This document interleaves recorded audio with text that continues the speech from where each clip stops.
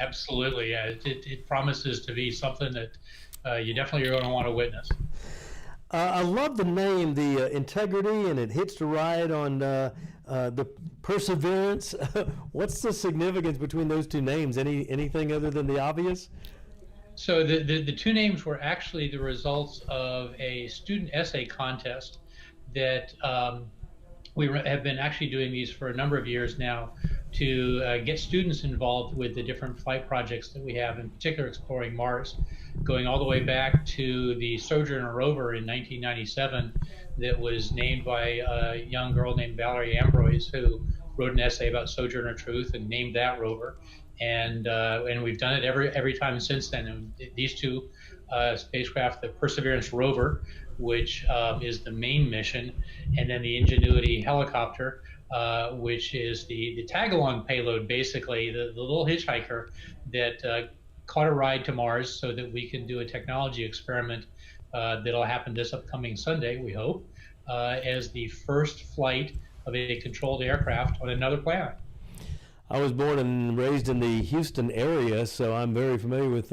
We spent, oh gosh, we spent many visits to the National Space System. I've been to Cape Canaveral in Florida on vacation, so and a big science fiction fan. So I'm hugely interested in these projects, even though I'm not even qualified to speak intelligently with you about them. But it was, and I am a private pilot, so I know that with the different densities of altitude, flight becomes a little different at the different altitudes, the flight characteristics. How is this going to be different for you guys with up on Mars's surface? What kind of challenges is that going to present to you guys? So the biggest challenge we have is just the atmosphere of Mars itself. And Mars does have an atmosphere, but it's very, very thin and tenuous. It's only about 1% of the density of Earth's atmosphere. So that would be like trying to fly an airplane at 100,000 feet on Earth, which is a very, very difficult task. Now, fortunately, in our case, to sort of offset and compensate for that, the gravity on Mars is only about 1/3 the gravity of Earth. And so we only have to generate about a 1/3 the lift that we'd have to here on Earth. But still, putting those two things together when you're doing it 135 million miles away ends up being a pretty tough task. Now, so on the press release, you said something about this is a rather historic flight, and that it's carrying a piece of history. What is this all about? So we are going to be attempting the first flight of a controlled powered aircraft on another planet, and we've called that a little bit of a Wright brothers moment. And because it really does have a tie back to, and we're trying to honor that very first flight by the Wright brothers in 1903. And to help make that connection, we're actually carrying a very small piece of fabric from the original Wright brothers airplane from 1903 aboard the Ingenuity helicopter. That is fascinating. So with the Ingenuity, we're looking at a video right now of the actual Ingenuity. Is this the one in the press kit that we're looking at? Is this the exact unit that's on Mars right now? Well, the video that you've got, I'm not sure which video you're looking at right now because there were a couple, but if it's the one that's actually in the test chamber, that is the engineering unit. Basically, it's the twin of the one that's on Mars right now that we did for development and testing purposes, but it's effectively identical to the one that's actually sitting on the surface of Mars. Now, Dave, it doesn't show, I'm having trouble getting an idea of how big this is. It looks like a drone. Well, so this one, because all we're trying to do with this particular project is just demonstrate the controlled flight as possible. And you can actually do that with a relatively small aircraft. So this particular one, because we didn't have a whole lot of room or mass available to us to add this to the Perseverance rover mission, we had to fit this into a pretty small package. So the entire thing weighs only about 4 pounds. The main body, the fuselage of the helicopter, is only about the size of a softball. And the blades tip to tip are about 4 feet across. But they'll be spinning really, really fast, and we'll be able to get enough lift to be able to lift that small package in the Martian atmosphere. And if we can do that, all the technologies, all the control theory, all the understanding of the dynamics of the Martian atmosphere, all apply to that small package the same way they will to a larger helicopter that we send to Mars in the future. How do you test something like that? How do you create an environment on Earth that would mimic less than 1% of the Earth's atmosphere? So we actually have some test chambers out at the Jet Propulsion Lab in Southern California that are basically huge pressure vessels, and usually we test entire spacecraft by putting them inside of here. And about 25 feet across, 75 feet tall, but it's effectively a big vacuum bottle, and we can pump it all the way down to the vacuum of space. In the case of trying to test an aircraft for Mars, we fill it with a gas mix that's the same as the Martian atmosphere, and we just pump down the pressure, not quite to a pure vacuum, but just to the same pressure that you would have on Mars. And then we can simulate what it would be like to fly in the Martian atmosphere. I'm not, how can I do this without insulting you? I'm 61 and you don't look too much younger than me. So you're the same age. Okay, good. Well, then you remember Lost in Space and back in the day, and of course the Orson Welles project with the Mars thing and the Martians landing and things like that with War of the Worlds. And I'm to this day, Star Trek, Star Wars, the whole thing. Will we, not in our lifetime certainly, but will we be able to live on the moon or live on Mars in organized colonies at some point?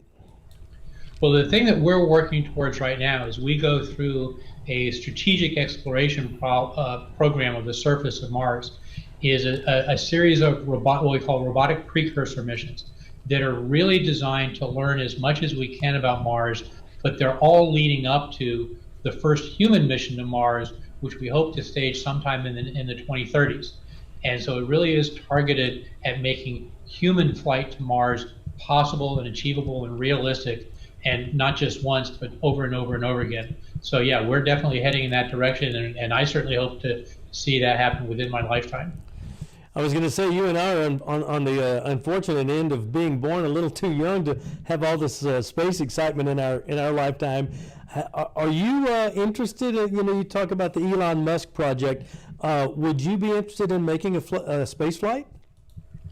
When I got involved with NASA, it was because, again, growing up as a young kid in the 60s, everybody wanted to be an astronaut. Basically, if you lived on my block, you either wanted to be a fireman, a baseball player, or an astronaut, and there were two other kids who had the baseball player and fireman thing taken care of. So I wanted to be an astronaut since I was 6 years old, and wanted to work with a space program. And so I've been able to achieve that. I didn't get to fly myself because, again, back in the day, the only way to be an astronaut was you had to be a military test pilot first, and my eyes were too bad that wasn't going to happen. But the idea of going to space myself is something I think once you get bit by that bug, it never goes away. They had years. I get to vicariously do it through the robots that I work on and get to send to Mars in my place. You ever ridden Mission Space at Disney World? Absolutely. Actually consulted on it. Wow. That I hear, and I've ridden it just once, but that I hear, the real version, not the scaled down version, is from astronauts that have been down there and ridden it, really is close to how it really feels when you lift off of Earth. There were a number of astronauts that also consulted on that experience, and I think that they're all pretty proud of their work and how close it got. And rightfully so. Yeah, we celebrated when man landed on the moon, and we had the little figures, which I wish I had today, which would have been a collector's item because of those old, back then, high-tech uniforms, but they were so bulky back then. It's amazing. And you think about how computers are today. You can get, a chip this big, and they sent man to and from the moon successfully in the 60s when computers were the size of a building kind of deal. That fascinates me. It is, and that same sort of technology miniaturization is still going on today. In fact, in the Ingenuity helicopter, we're using processors that even as recently as 5 or 6 years ago, just were too large for us to be able to use and achieve the sort of flight performance that we hope to get out of Ingenuity. But what's fascinating is that whereas that used to be very, very specialized computers that were built just for us for our space applications, now we're basically able to use a lot of technology as straight commercial off-the-shelf product. For example, the cameras that are on board Ingenuity are the same sort of cameras that you're going to find in your cell phones. and we're just making use of that technology as it gets miniaturized for other purposes. How high off of the surface are you expected to lift? So for our first test flight that'll happen on Sunday evening, very late in the evening on Sunday, the first flight is actually going to be very, very simple and straightforward, just to test and validate that the system is working correctly. We will actually send the commands up the night before, because the spacecraft, or the helicopter, is so far away that we can't joystick and control it in real time. So we'll actually send the commands up the night before, and then at about 12:30 in the afternoon, local Mars solar time, the helicopter will wake up and spin the rotors up, and then it'll lift off and basically go up about 10 feet and hover for about 30 seconds, about 10 feet off the ground, and then come back down, and then send all the data back. And we'll actually get the data back very early on Monday morning on the 12th. But then we'll have a series of more and more aggressive and more capable flight tests that will follow on after that. We'll have at least 5 flight tests is our target to achieve over the course of the next 30 days that will get more and more capable and demonstrate more and more capabilities as they go on. What are you expecting to learn that might help you in future projects from this particular test? What we hope to get from this flight is just validation that the technology actually works on another planet, that all that stuff that we've been testing back on Earth and we think is going to work properly after all the simulations really does work the way we think it will. But if it does, if we can prove that flight on another planet is capable, then what we hope to be able to do is in the future fly larger and larger versions of these sort of aircraft to Mars that can go out and scout ahead of a human mission, for example, as they explore, or drive or fly across terrain that might be too rugged for a wheeled rover to drive across, or maybe even a fleet of helicopters that can go out and survey in detail a very large, expansive area that would just take too long for a rover to explore. And so there's all sorts of different application ideas we're looking at it in the future, assuming that Ingenuity is successful. What a cool gig you have. I mean, you got the brains too that I don't have to do that, but it's fascinating conversation. I could keep you on the Zoom here forever, but they told me to make sure I respected your time because of other interviews. Thank you so much, and Godspeed on Sunday. Great, thank you. And the one thing we invite everybody to do is please come along and explore with us. Go to mars.nasa.gov, and as we get back all the images from the rover and the helicopter, we make that public as fast as we get it. So you can literally watch along with us at the same time that the scientists and engineers see the results of the flight attempt and see what the rover is doing beyond the flight experiment. You can participate and explore Mars at the same time we do, and we really want people to do that. Mars.nasa.gov. Correct. We'll do it, Dave. Thank you again. Glad to. Thank you.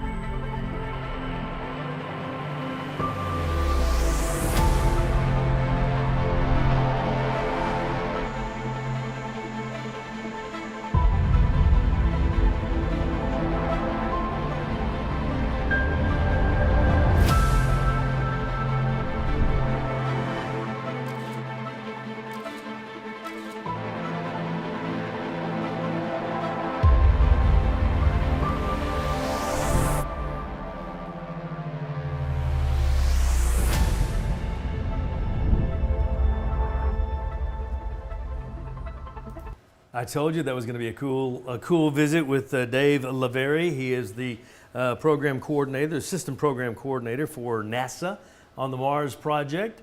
And that was done last week. They were supposed to do their test flight this past Sunday, and they had some problems with the telemetry. Everything's fine, all the equipment's working. So they've bumped that to possibly as early as tomorrow. And again, go to that website and you can check that out. It is just fascinating science that they're doing with experimenting with space travel. The annual Denham Springs Festival always gives people a reason to kind of celebrate all things Louisiana, and after being canceled now last year due to COVID, the festival is back this year, not virtual. It is back live, and it's going to be a week from Saturday, the 24th. So not this Saturday, but next Saturday, the 24th. Kim Bai is the co-coordinator of the festival with her husband, Al, and she joins us. Kim? Okay, we're having our festival. We're back, and we'll be having the festival on April 24th of this year from 9 a.m. to 4:30 p.m. And we will have a day of great activities and great fun, and a time to get back out and see some people you might not have seen in a long time. I don't think a lot of people realized, Kim, that it wasn't just the Spring Festival last year that you guys lost. You have two a year, kind of. We have two festivals a year, the spring and the fall. And last year we lost both of our festivals. And I can't tell you how many people were so considerate calling and saying, "Oh, y'all going to be able to have the festival?" And we were so disappointed that we had to tell them, "No, we're not. We can't." According to the rules and regulations and the mandates put forth by the state, we have to follow them just as much as anybody else. We have to adhere to certain rules and certain regulations, even though we may not want to, but we do have to do that. And last year was that year. And we tried up until the very end to say, yeah, but then it was like, no, we have to call it. We had to call it soon enough that everybody would be able to understand, but we missed it. The Antique Village missed it. There's so many people that we see on the day of the festival. Our vendors, we worried about all of them. We have some that were not able to come back this spring because they got the virus and they're still recovering from it. And so one of the things we'll have to do on the day of our festival this year is the vendors will need to wear masks, because that's the mandate from the state. You have to wear a mask. Now, we can't make the visitors do that because, there's a whole lot of those, but our vendors will be wearing masks. We'll have hand sanitizer available. We'll practice the 6-foot social distancing as much as we can. But I really think that since the vaccine has become so available, I really think that a lot of the people already have had their vaccines and are ready to get out and be outside and just have a good day. I really do. That brings up some questions. First of all, people like me that are, I'm double vaccinated, but I'm still scared to death of this thing, and I'm nervous about getting out in crowds. Are you guys following a specific set of guidelines from like CDC or the World Health Organization or something? Like what is going to be different to those of us that attend the festival this year from previous years pre-COVID? Okay. We have been in touch with Billy Nungesser and talked with him about whether or not it's a wise thing to have the festival. We've talked with our mayor in Denham Springs, whether or not they felt like it was okay to have it. We've talked to a number of people within state government, because we certainly don't want to put anybody in harm's way. But what we're doing is, again, we're asking our vendors to wear masks because they will be in direct contact with people, talking with them and everything like that. Tell me what's going on the festival this year. I mean, it's been, over a year since we've been able to enjoy it out there. Tell me some of the amenities. Tell me some of the food items. Is there going to be a midway? Things like that. Okay. Well, we were concerned that we wouldn't be able to put it together because a lot of our vendors had moved on, so to speak.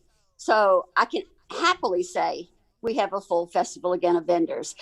We expect about 160 to 165 vendors, which was amazing to be able to get all those people back. And we still have people calling wanting to get in, so we have to put them on a waiting list.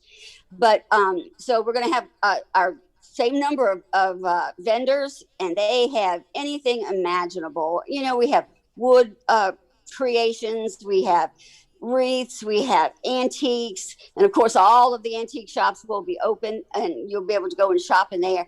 We look forward to seeing everybody on that day.